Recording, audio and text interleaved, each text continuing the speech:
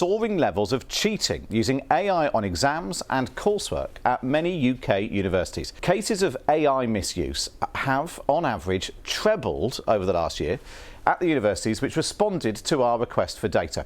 Well, Newsnight has spoken anonymously to some of the cheating students about how they use artificial intelligence.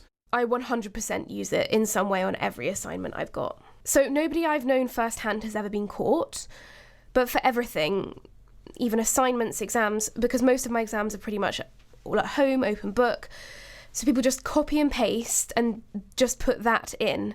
But even if we're in a class and they're like, oh, discuss this and stuff, people would just look up the question on ChatGPT and then read off the screen and pretend they've been discussing with their groups. I mean, genuinely, I think everybody's lost the ability to think for themselves. If you loaded up a multiple choice test on one of your modules, you could just get out snipping tool or whatever, basically select the question, and then that copies the image on, and then you could just be like, what's the answer to this? And then 5 seconds later, it will give you the right choice. So it's very, very seamless, very quick to do. It's just so easy, and it doesn't really require any thinking whatsoever to get an answer. I kind of realised in my early second year, that I basically didn't have to do my readings full stop, and I would still get high first throughout second and third year, even though I wouldn't engage with the seminar material at all. We've probably just got AI to voice that up. So what's the solution? Dr. Edward Howell is a lecturer in international relations at the University of Oxford. I fundamentally do not believe that telling students not to use AI will do anything. We have no way of tracing, of checking whether they are using AI or not. What we need to do, though, is to go back to handwritten examinations, because that at least generates a level playing field. And after all, that's what a university is about, teaching students how to think. So now let's talk to a man who has made a career out of catching students cheating. Chris Cowan is the CEO of the plagiarism detection company Turnitin. Good evening to you, Chris. How often then do you catch AI cheaters? Good evening. Well, so let me just quickly say the main goal of our company is to deter students from cheating in the first place. And typically when schools use our software, the rate of misconduct drops in half. Students just don't cut the corner in the first place. To your question, right now we're seeing about 20% of student essays run through our system with meaningful amount of AI in them. And roughly, I'd say 10% almost completely written by AI.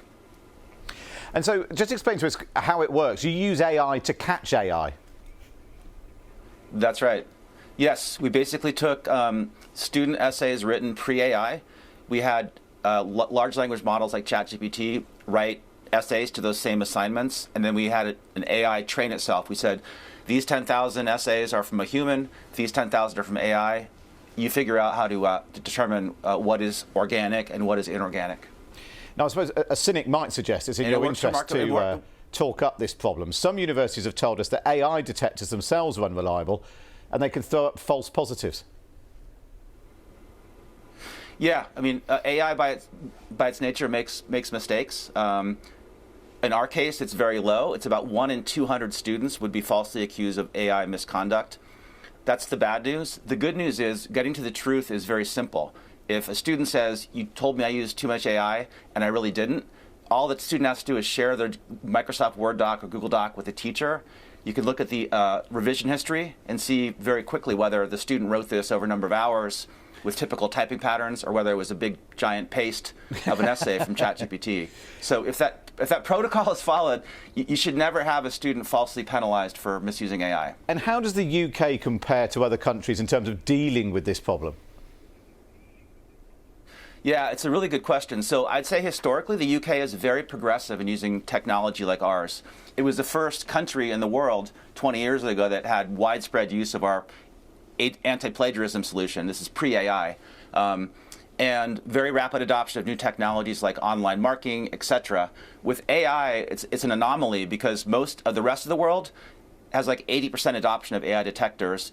You mentioned the UK, it's like 15%. I think that's a real loss because when you have our technology in place and students know about it, they're incented to not cut the corner, to do the real work, to learn how to communicate, think critically. So I really hope the UK has a change of heart across its universities and moves from where it is today, which is very low usage compared to the rest of the world, to on par.